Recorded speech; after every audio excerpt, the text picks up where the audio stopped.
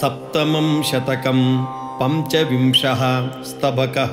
क्षेत्रमाला इन्द्रवज्रावृत्तम् कन्याकुमारी सुतरां वदान्या मान्या समस्तैः प्रकृतेरनन्या आक्षेपकं सागरबुद्बुदानां हासं विदत्तां जगतः सुखाय रक्षस्व चेतो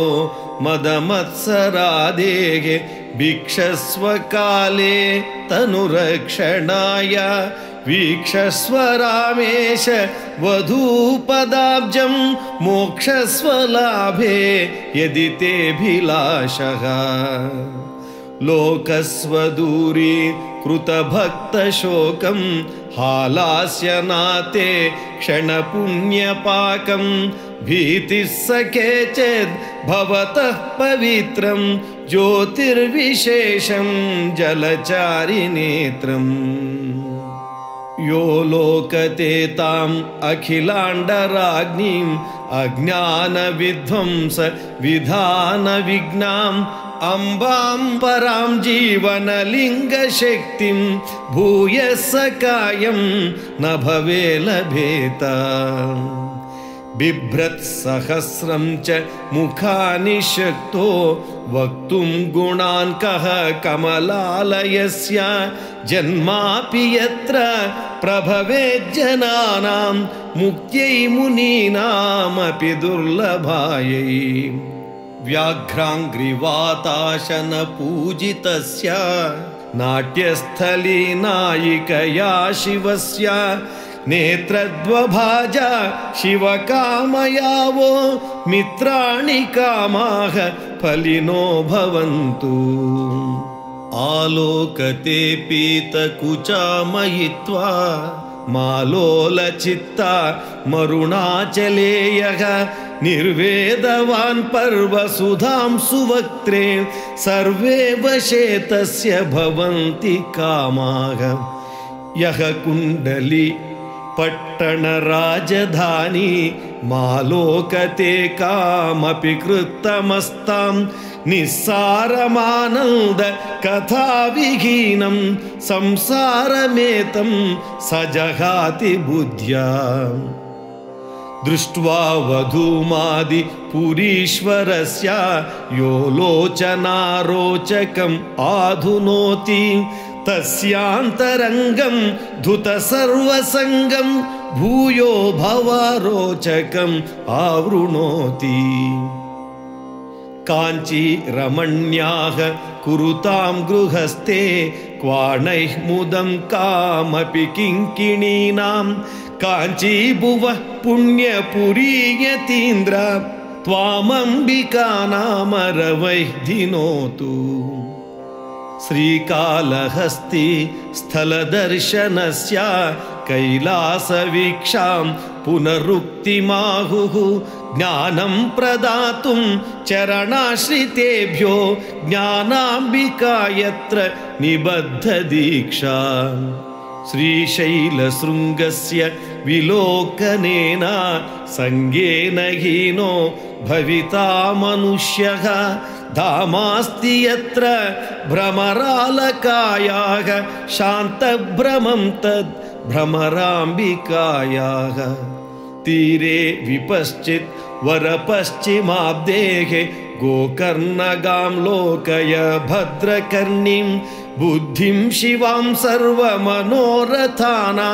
सिद्धिं च यद्यस्ति मनोधिगन्तुम् धाम्नि प्रसिद्धे करवीरनाम्नि पुण्याभिधानां कृतसन्निधानां देवीं परां पश्यति यो विरक्तो मुक्तेः स पाणिग्रहणाय शक्तः ज्ञाने दृढाते यदि कापि काङ्क्षा नानेह सम्मित्रमुदाक्षिपेमं सेवस्व देवी तुलजापुरस्थां नैव स्वरूपादितराकिलेयम् गोपालिनी वेशभृतं भजस्व लीलासखीं तां भुवनेश्वरस्य इष्टं हृदिस्थं तव हस्तगं स्यात् कष्टं च संसारभवं न भूयः आराध्यते वै तरणीतटस्था येनेयमम्बा विरजोभिधाना आराधितं तेन समस्तमन्यत् सारोधरायाम् अयमार्यगीतः सङ्गीयमानं स्थलमार्यबृन्दैः बृन्दारकाणां सरितस्तटेऽस्ति यः कालिकां पश्यति कालकेशीं तत्रास्य कालादपि नैव भीतिः नीलाचलं सिद्धसमूहसेव्यं लीलानिकेतं प्रवदन्ति यस्याः भद्रा परा काचन गुह्यमुद्रा कामेश्वरी सा भुवनस्य मूलम् माङ्गल्यगौरी पददर्शनस्य कर्ता तु भूत्वा सुकृतस्य भर्ता आचारपूतैः अधिगम्यमग्र्यं स्थानं प्रपद्येत यतो न पातः वारणसी शुभ्रगिरेः अनूनं क्षेत्रं पवित्रं भुवनत्रयेऽपि अर्थे प्रजानां विधृतान्नपात्रा गौरी स्वयं यत्र विशालनेत्रा बृन्दारकाराधितपादपद्मा नन्दामि मां इन्दुसमानवक्त्राम् आलोक्य विन्ध्याचलवासिनीं नालोचये संसृतितो भयानि आनन्ददेहा मिह मुक्तिसंज्ञां नारीं परिरब्धुमना मनुष्यः दूतीं वृणोतु प्रमथेश्वरस्य कान्ताम् अवन्ति पुरनायिकान्ताम् यत्राचलच्छिद्रकृता सहाहं भ्रात्रा मुहुखेलितवान् वनेषु तं सिद्धिदेवर्षिनुतं स्मरामि कैलासमावास गिरिं जनन्याः पूर्णाम्बरे शीतकरेऽधिकारं बिभ्रत्यगेन्द्रे धवले सलीला क्षेत्रेषु काश्यादिषु गुप्तशक्तिः गौरीन्द्रवज्रा सुच सन्निधत्ताम्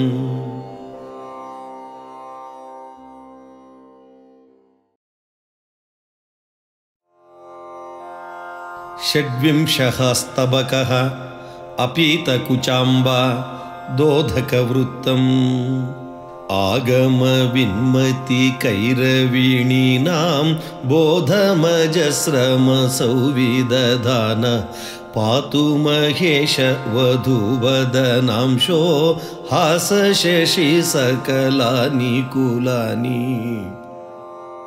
आयतलोचन चुम्बितकर्णा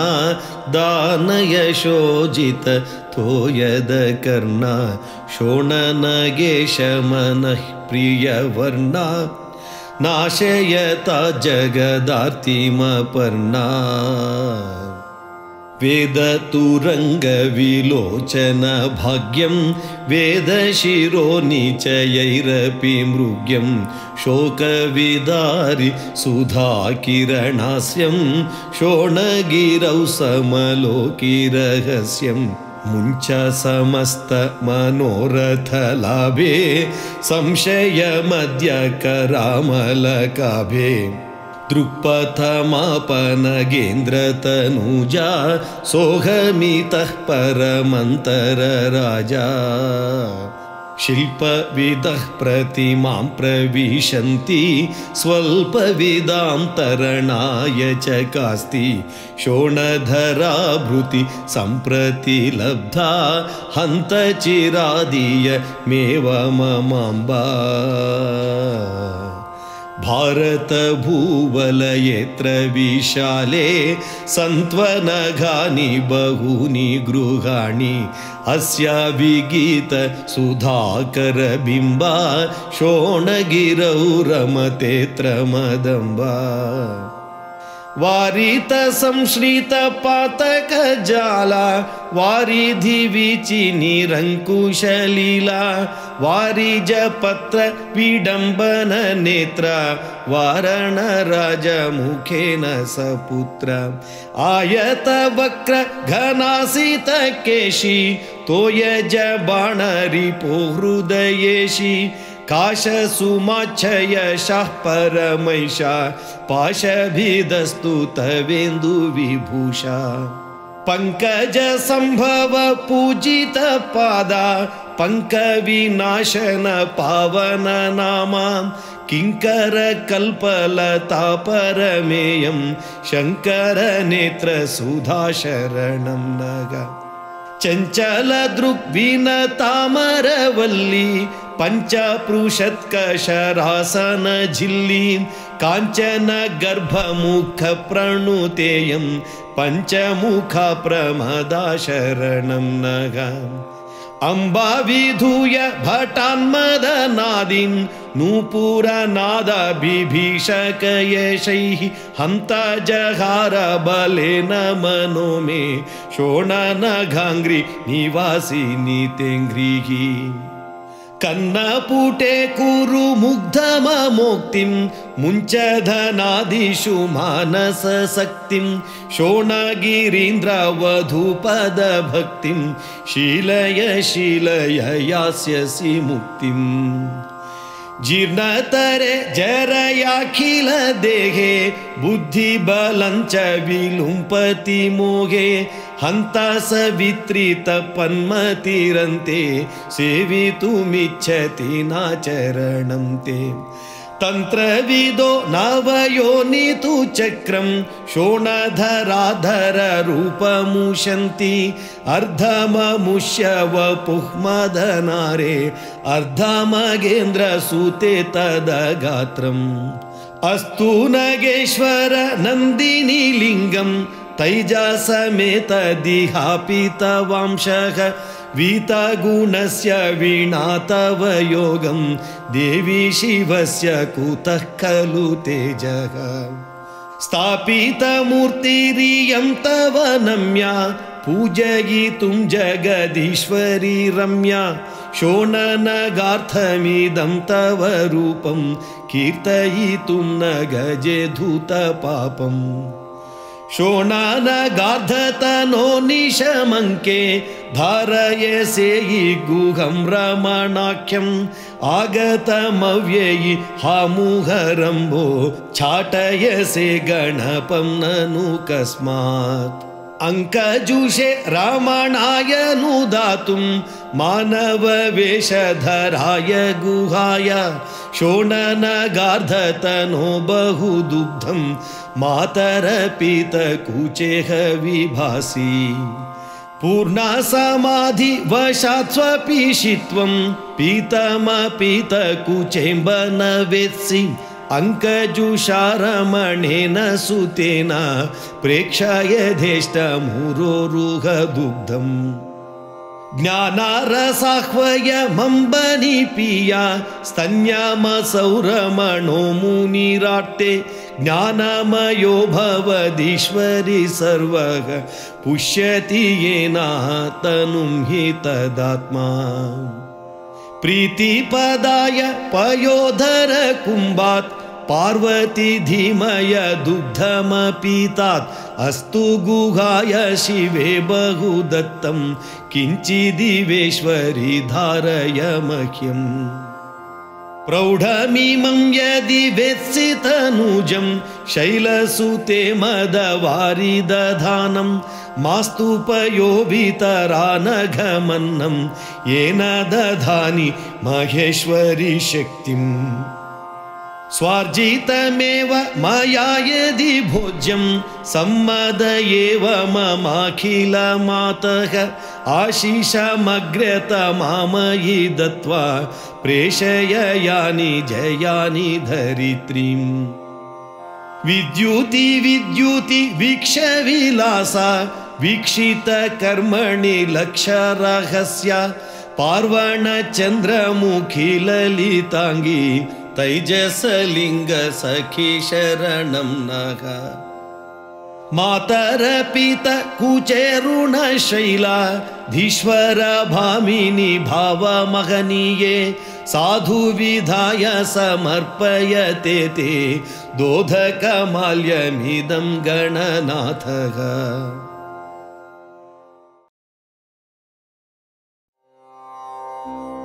सप्तविंशः स्तबकः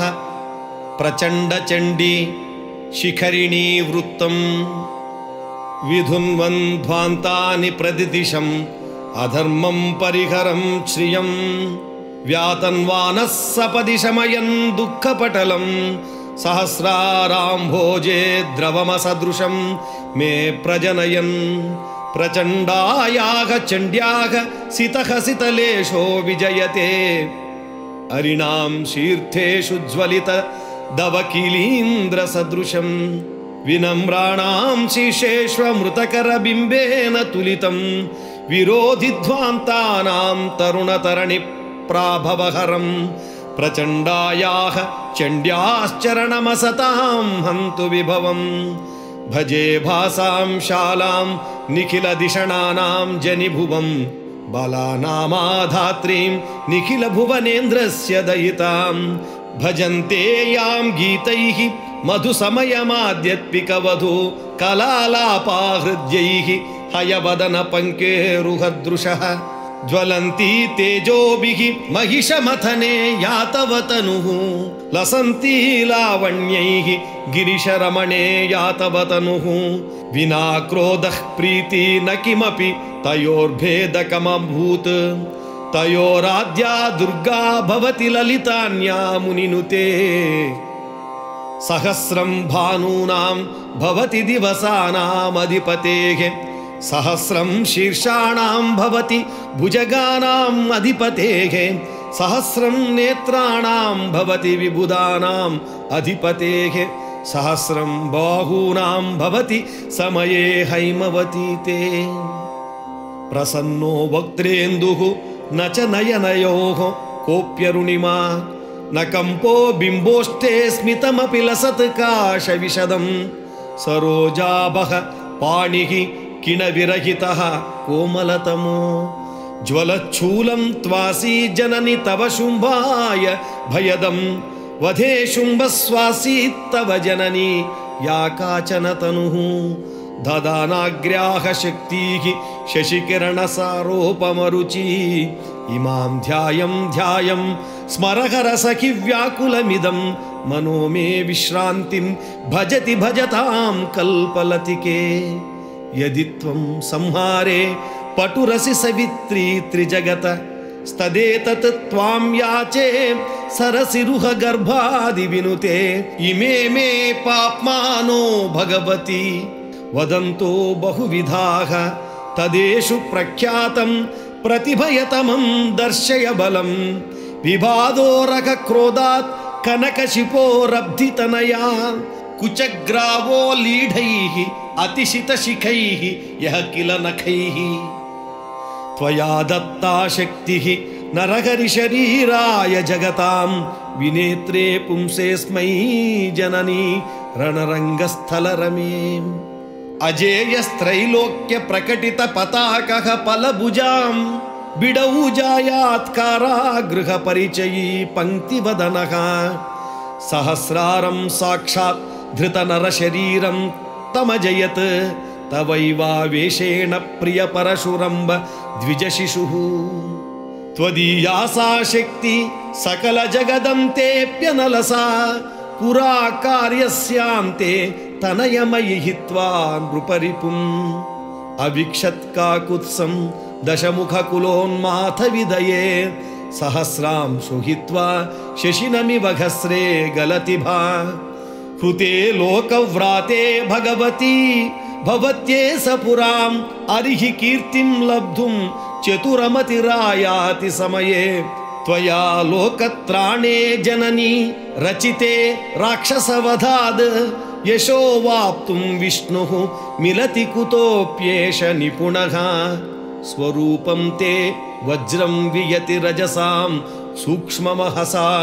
मुपाधिस्ते स्तोमो भवति चपला कापि तनुभा अरुद्धाते व्याप्तिर्बलमखिल दत्तं बलनिधेः सहस्रांशः स्वस्य प्रभवसि समस्तस्य च शिवे यतः कालव्याजात् पचसि भुवनं वैद्युतमहः प्रभावात् कालिं त्वामयि विदुरतः पंडितवराः प्रभोः शस्त्रं भूत्वा दहसि यदरीन् वज्रवपुषा प्रचण्डां चण्डीं तद्भगवती भणुत्य क्षयबले अयि त्वामेवेन्द्रं कथयति मुनिः कश्चिदजरे त्वया शस्त्राढ्यन्तं भणति तु परस्तत्त्वविदृशिः युवा माता पुत्रौ भगवती विभाज्यौ न भवतः ततोऽधीनां द्वेधा विबुधजनगोष्ठिषु गतयः विकुर्वाणा विश्वं विविधगुणभेदैः परिणमद् विधुन्वाना भावान् भुवनगतिरोधाय भवतः वितन्वाना शर्वं चलवदचलं काचिदवितुं विचिन्वाना जन्तोः कृतलवमपीशा विजयते प्रभाभानोः यद्वद्भवसि सकलस्यापि तपनी प्रचण्डा शक्तिः सत्यखिलभुवनेशस्य तपतः सुधांशोः ज्योत्स्नेव प्रमदयसि चेतः प्रविशतो भवन्ति भूतादिः दहरकुहरं मोदलहरी प्रचण्डा गौरी वा त्वमसि वसुरुद्रार्कविनुते स भीमः शम्भुर्वा विभुरभयदः पादसुहृदां तयोरेकं रूपं तव सह विभोः खेलति महत्या मुष्मिन्नाकाशे धवलमहसि क्रीडति परम् विभक्ताया द्वेधा त्वमपि गगने शीतमहसः तथा रम्ये बिम्बे ज्वलितललितस्त्रीतनुविधा तयोर्ब्रूहीशाने जननी कथमामे जननभूः पुरा जन्मन्यासि द्विकटमथनोग्रैव सुषुवे न भेदाद्भिन्नं स्यात् कृतमभिविमो नैक्यवशतः भिदातन्वोरेवं न भवति भिदायै तव शिवे वियद्देशे चण्ड्यां सितमहसि गौर्यां च भवति तव छिन्नं शीर्षं विदुरखिलधात्र्यागमविदो मनुष्याणामस्ते बहुलतपसा यद्विदलिते सुषुम्नायां नाड्यान्तनुकरण सम्पर्करहिता बहिश्शक्त्या युक्ता विगतचिरनिद्रा विलसति उताहो तन्वङ्ग्यां भृगुकुलविधात्र्यां पितृगिरा तनूजेन छिन्ने शिरसि भयलोलाक्षि नलिने न्यधास्ते जो भीमं निजमययदक्षुद्रमनघं तदाहुः त्वामम्बा प्रथितचरिते कृत्तशिरसं हुतं धारा ज्वाला जटिलचटुले शस्त्रदहने तपस्विन्याः कायं भगवति यदाम्बा त्वमविशः तदा तस्याः कण्ठप्रगलदसृजः कृत्तशिरसः कबन्धेन प्राप्तो भुवनविनुतः कोऽपि महिमा निधेः त्वत्तो हुत्वा भगवति न लज्जे भुवि सृजन् रसक्षोणीर्वा स्त्वदमलशयन सौरभजुषः नृपोद्यानात् सूनोत्करमपहरन् भक्तिनटनं वितन्वानस्तस्मै मुहुरूपहरस्सेवक इव दधाना सन्तोषं मनसि सुकवीना मतितरां ददानः प्रत्यग्रं विबुधसदसे भावमलघं कुलानामुत्साहं सपदि विदधाना शिववधू परानां शोभन्तां जगति शिखरिण्यो गणपतेः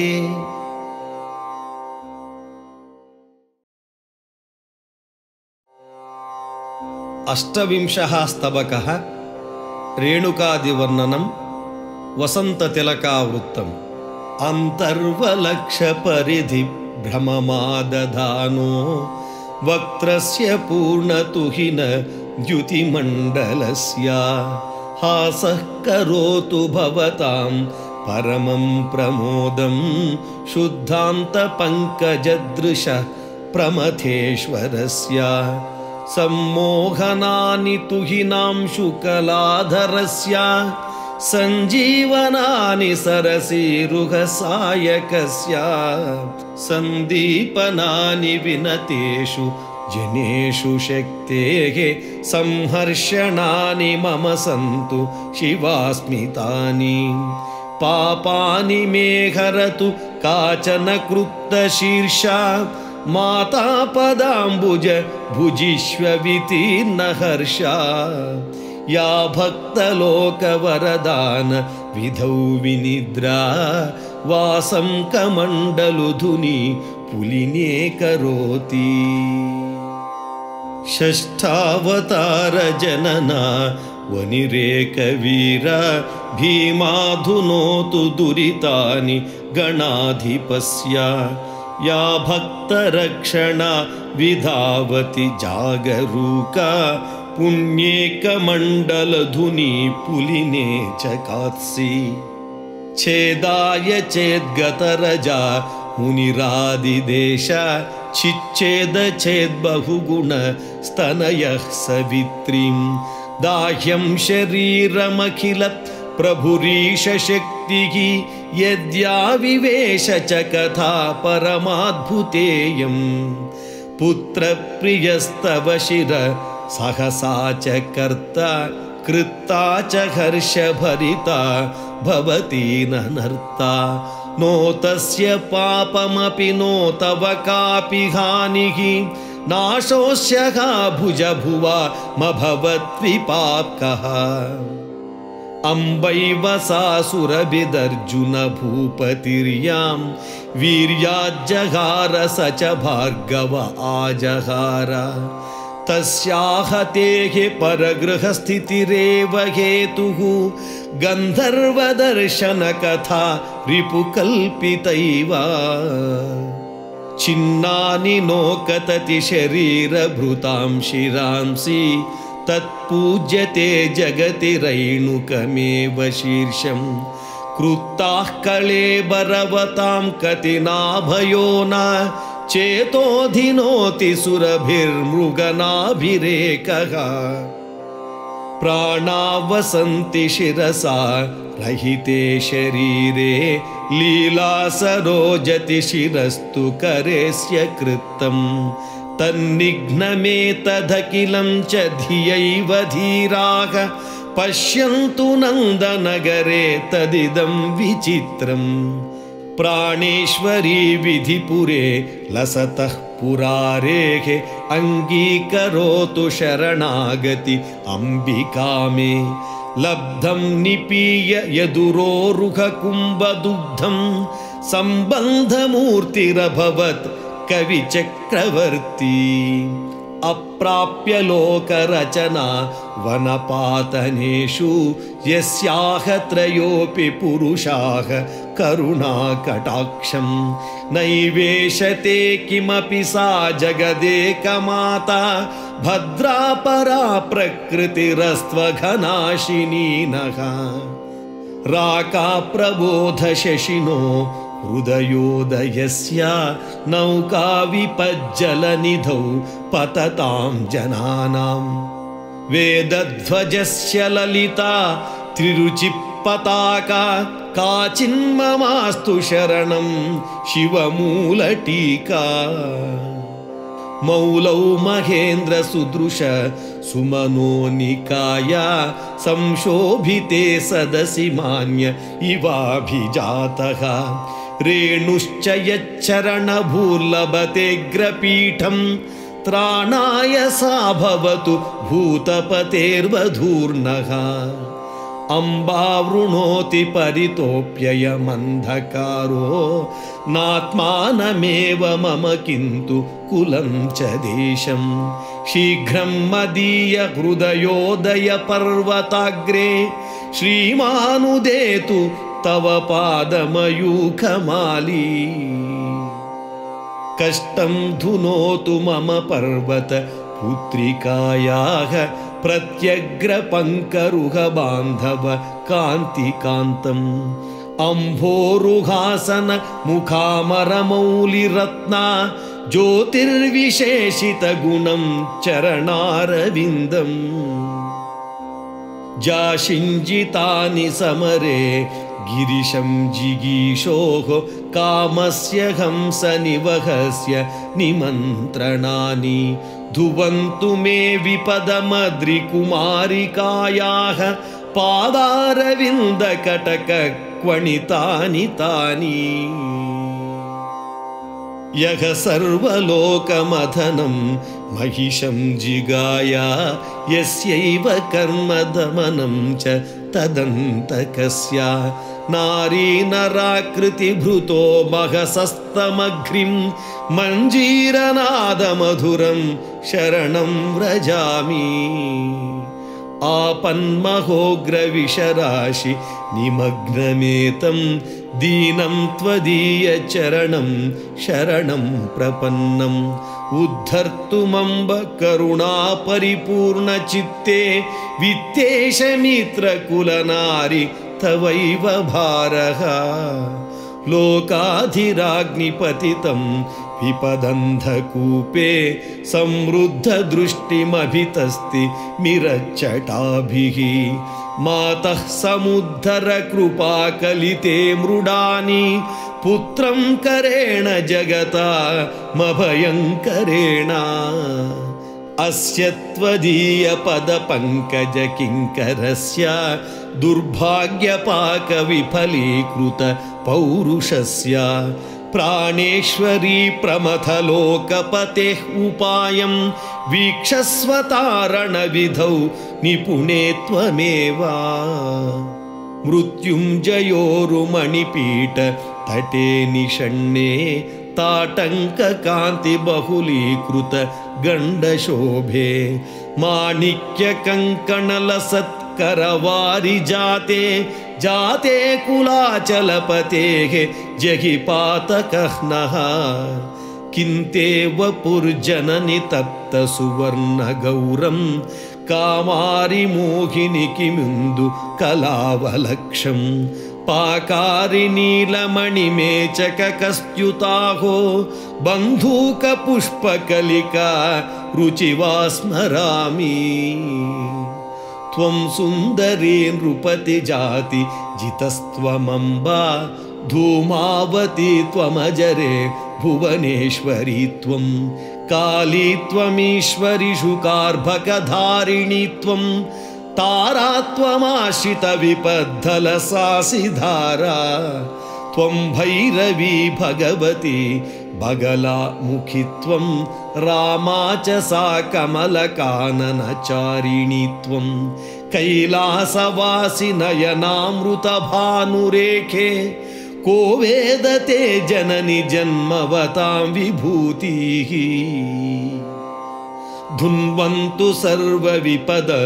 सुकृतप्रियाणां धुन्वन्तु चाखिलसुखान्यघलालसानाम् आवर्ज्य भूरि करुणं पुरजित्तरुण्या श्चित्तं वसन्ततिलकाः कविभर्तुरेताः समाप्तं च सप्तमं शतकम्।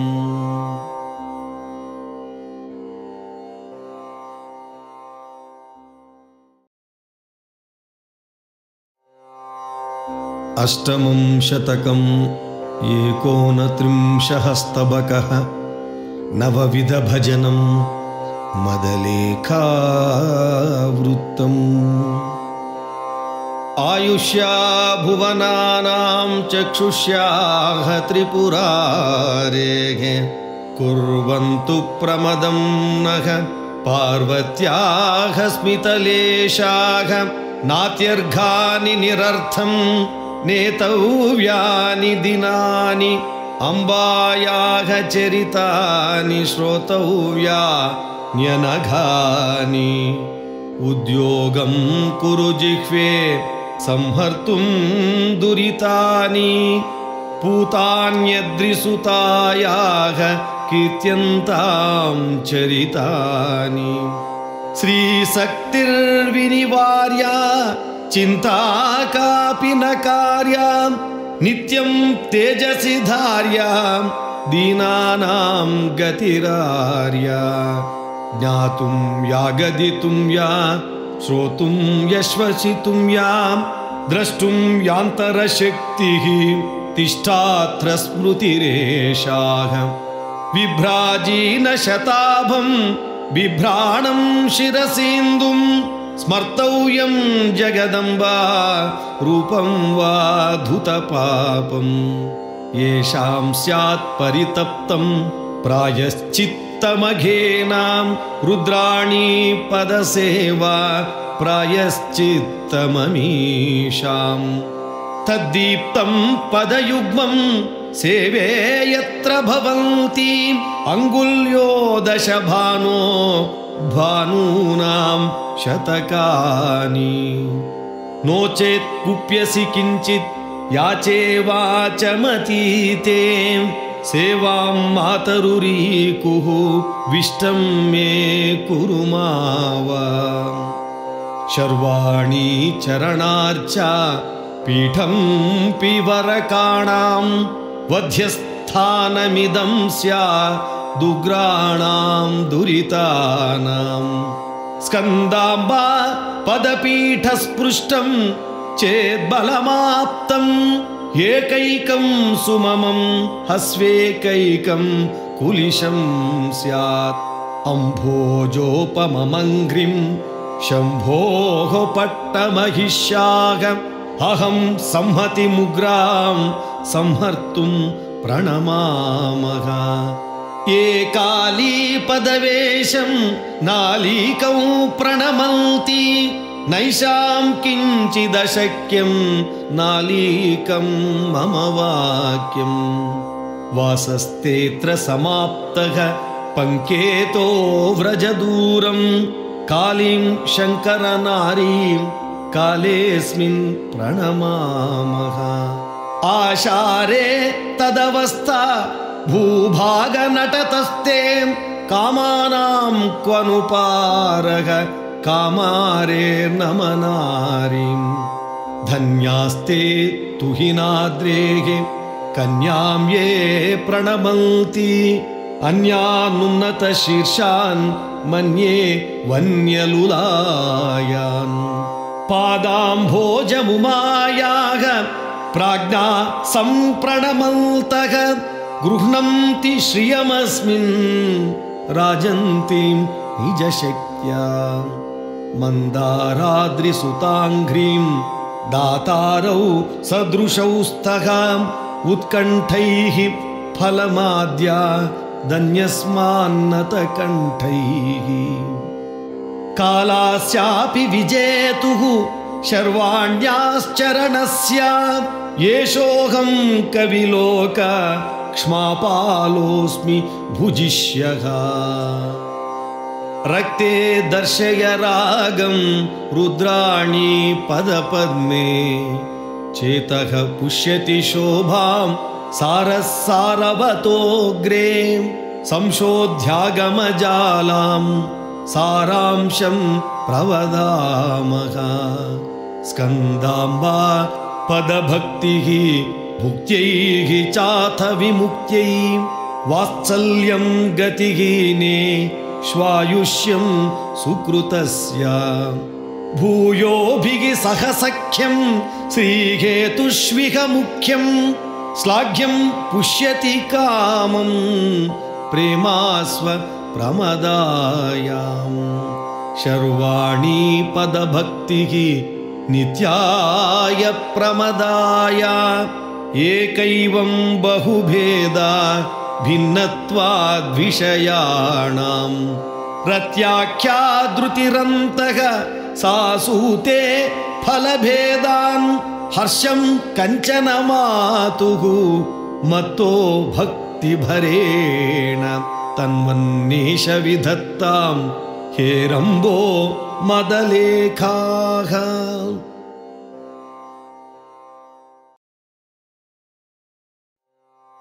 त्रिंशः स्तबकः मानसपूजा प्रमाणिकावृत्तम् कृतेन सा निसर्गतो धृतेन नित्यमानने सितेन शीतशैलजा स्मितेन शन्तनोतु मे प्रतिक्षणं विनश्वरा नये विसृज्य गोचरां समर्चयेश्वरीं स्मनो विविच्य विश्वशायिनीम् प्रतिक्षणं विनश्वरा नये विसृज्य गोचरान् समर्चयेश्वरी मनो विविच्य विश्वशायिनीम् विशुद्धदर्पणेन वा विधारिते हृदाम्ब मे अयि प्रयच्छ सन्निधिं निजेव पुष्यगात्मजे पुरस्य मध्यमाश्रितं सितं यतस्ति पङ्कजम् अजाण्डमूल्यमस्तु ते सुराचिते तदासनम् अखण्डधारया द्रव नवेन्दुशेखर प्रिये मदीय भक्तिजीवनं दधातु तेऽम्बपाद्यताम् विवासनौघमानस प्रसादतोऽयमम्ब मे समस्तराग्निहस्तयोः अनर्घ्यमर्घ्यमस्तु ते महेन्द्रयोनिचिन्तनात् भवन् भवस्य वल्लभे महारसोरसस्त्वया निपीयतां विशुद्धये सहस्रपत्रपङ्कज द्रवत्सुधाजलेन सा सहस्रपत्रलोचन पिनाकिनोऽभिषिच्यते ममार्जितं यदिन्द्रियै सुखं सुगात्रि पञ्चभि तदम्ब तुभ्यमर्पितं सुधाख्य पञ्चकायताम् वसिष्ठगोत्रजन्मना द्विजेन निर्मितं शिवे इदं शरीरमेव मे तवास्तु दिव्यमंशुकम् विचित्रसूक्ष्मतन्तु भृन्ममेयमात्मनाडिका सुखप्रबोधविग्रहे मखोपवीतमस्तु ते महद्विचिल्वतो मम स्वकीयतत्त्ववित्तिजम् इदं तु चित्तसौरभं शिवे तवास्तु चन्दनं महेश नारिनिश्वसंस्ततायमुच्छ्वसंस्तदा तवानिशं समर्चको ममास्तु जीवमारुतः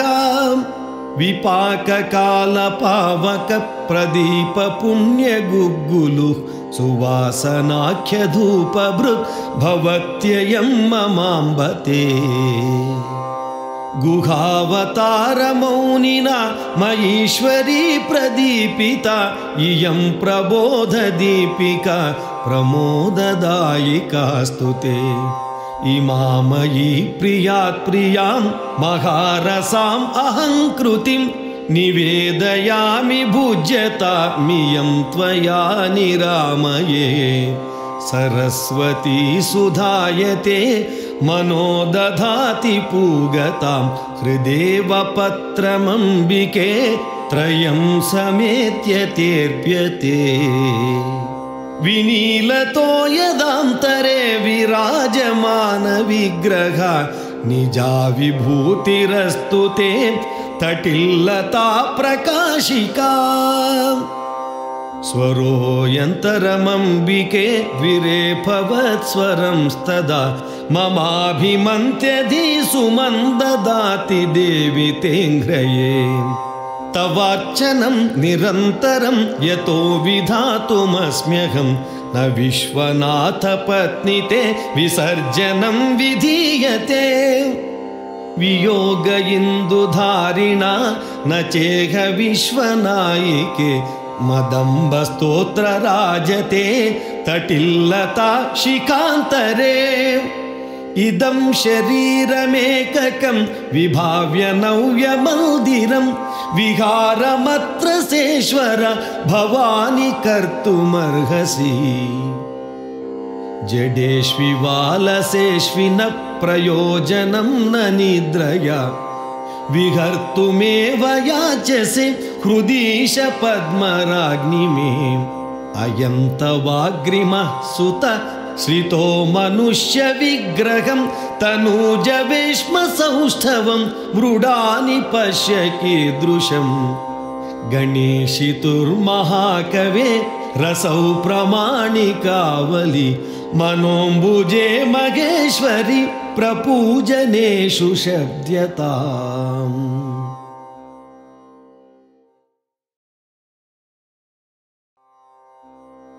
एकत्रिंशः स्तबकः नामवैभवम् उपजातिवृत्तम्। दरस्मितश्रीकपटासु पर्वस्रोतस्विनी पर्वतजास्य जातां पङ्कं मम क्षालयतादशेषं संसारमग्ने हृदये विलग्नं हराट्टहासेन समं मिलित्वा पित्रेव पुत्रो गुरुणेव शिष्यः विभ्राजमानो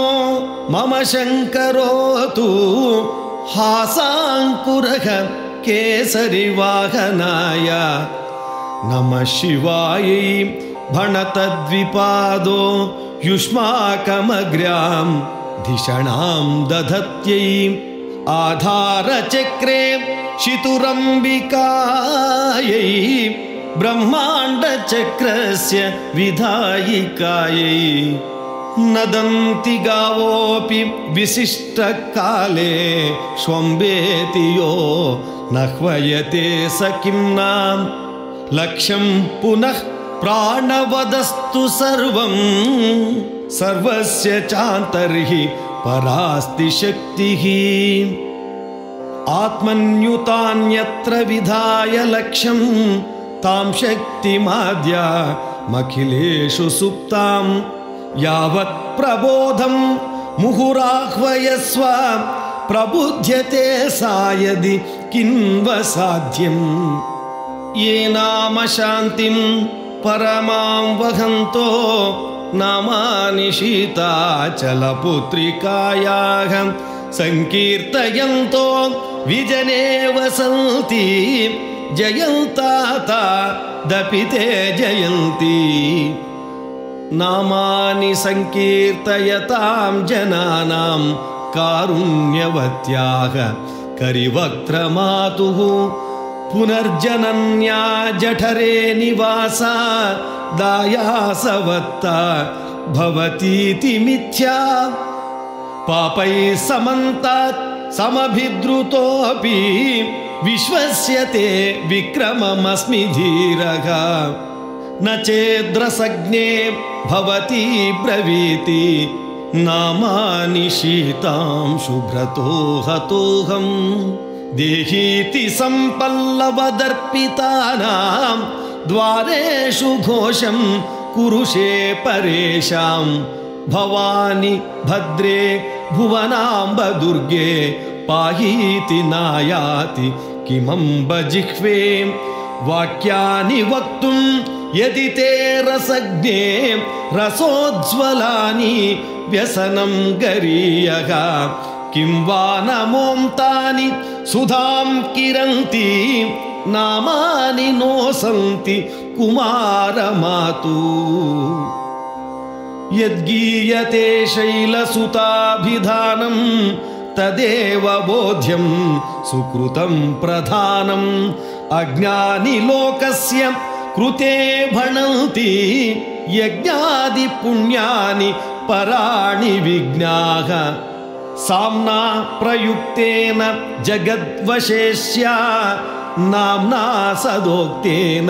जगद्विनेत्रीं वेदोभयं सम्यगिदं कृतीयो भवे भयं तस्य कुतोऽपि न स्यात् संकीर्तनात् तुष्यति सर्वयोषा तुष्टात्वभीष्टं न ददाति नैषा इमं त्वविज्ञाय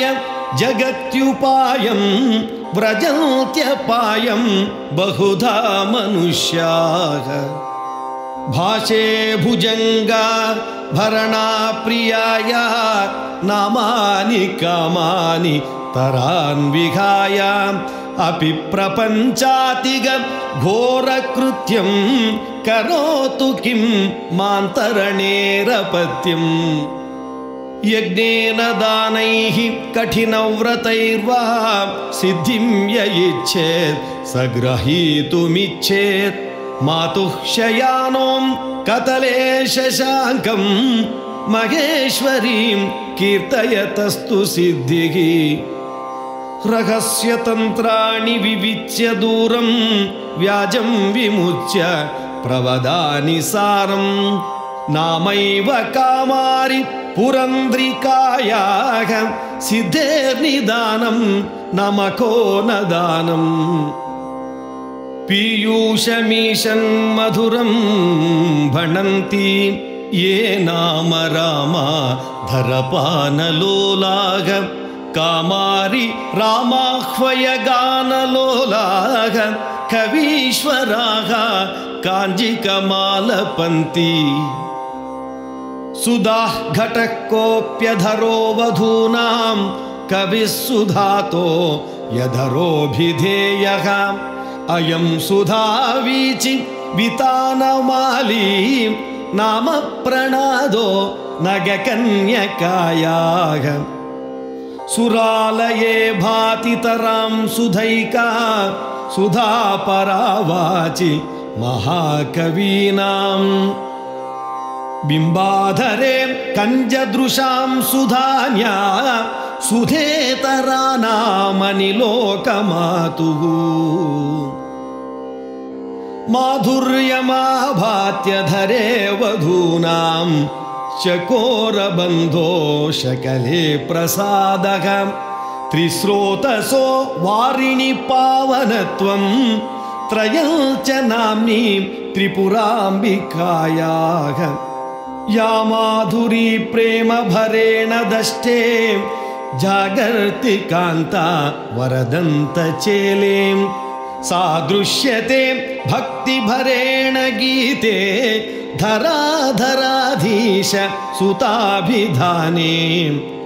यत्ते जगल्लम्पटकेऽपि वर्णा स्तन्मे अमृतं नाम नगात्मजायाः लालामयो यो ममतं ब्रवीषि सुधामयं स्त्रीदशनच्छदन्त्वम् उच्चारयोच्चाटितपातकानि नामानि जिह्वे भुवनस्य मातुः तदा वदामो मधुचूतरम्भा रामाधरास्ते रुचये यदि स्युः आक्षेपमीक्षोरधिकं विधत्ते पीयूषदोषा नभितोऽभिधत्ते कान्तानधरारब्ध दुरन्तवादः कपर्दिकान्ता वरनामनादः विश्वासहीनै सुतरामबोध्यं नामानुभावं नगकन्यकायाः जयन्तु सिद्धैरपि गीयमानं गायन्त्ययेता उपजातयो नः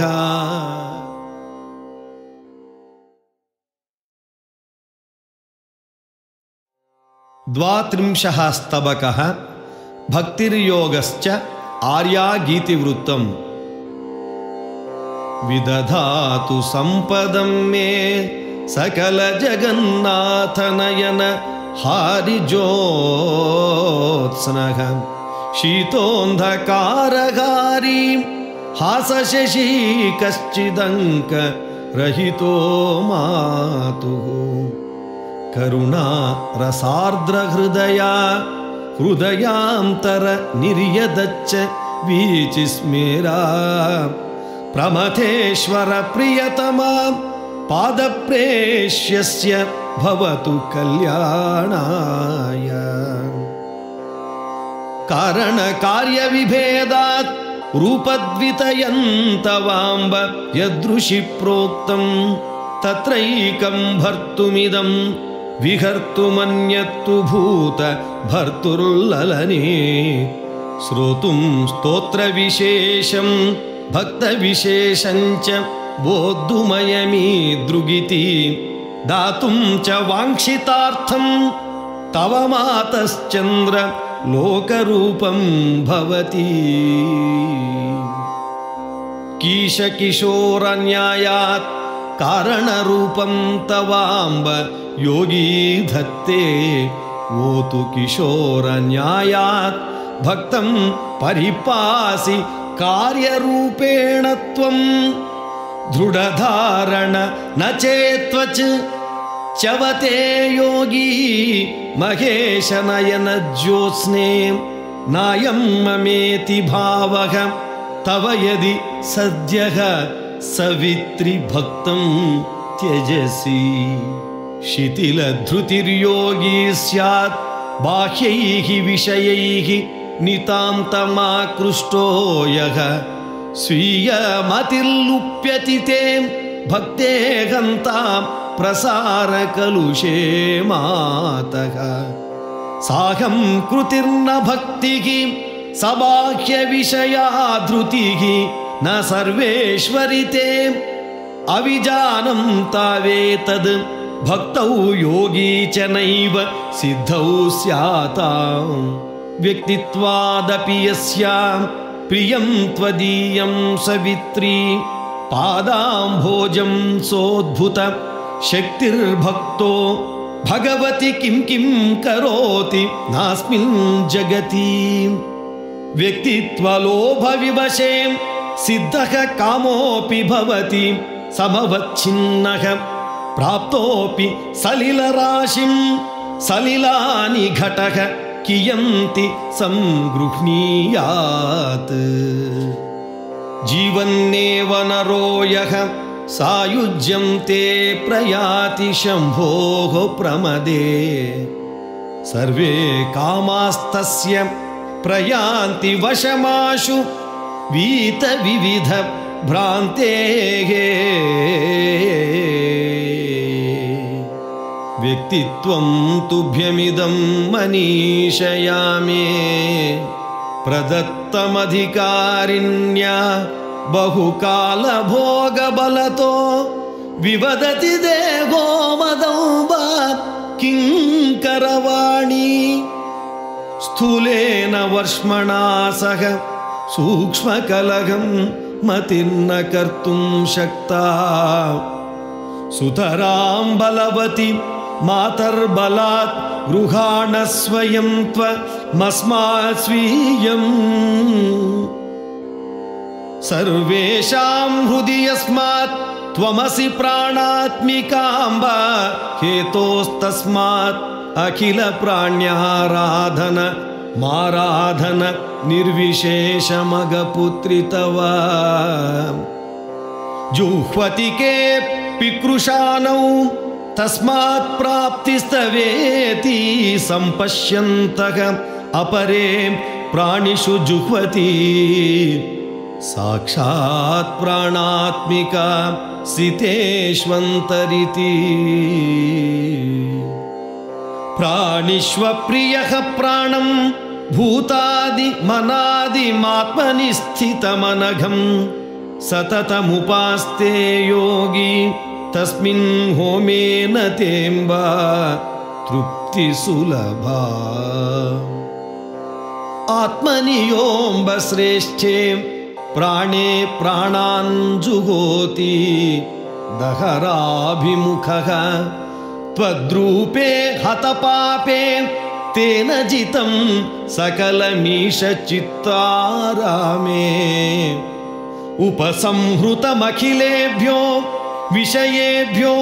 निर्निमेषमन्तः कृष्टं हृदि दृढपदेन चक्षु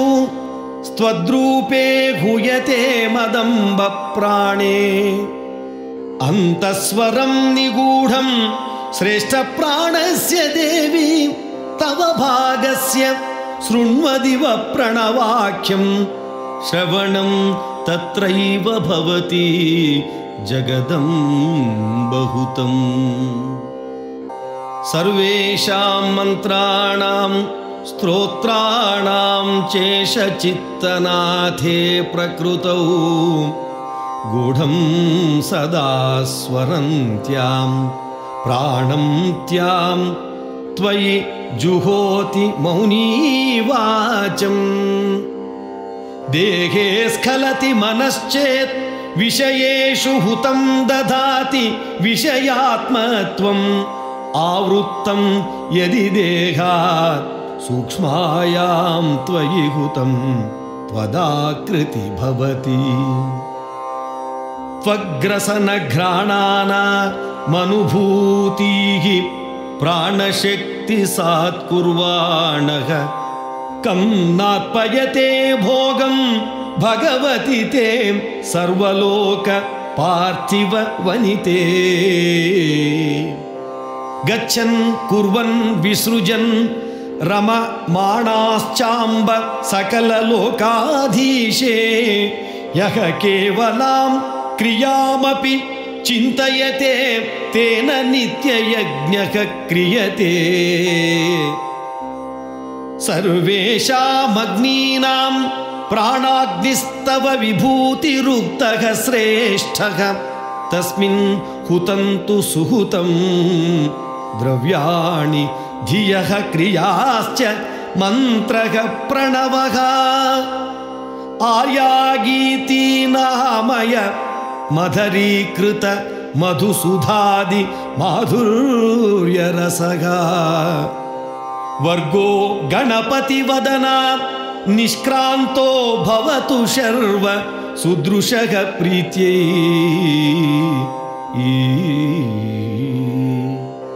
समाप्तं च अष्टमं शतकम्।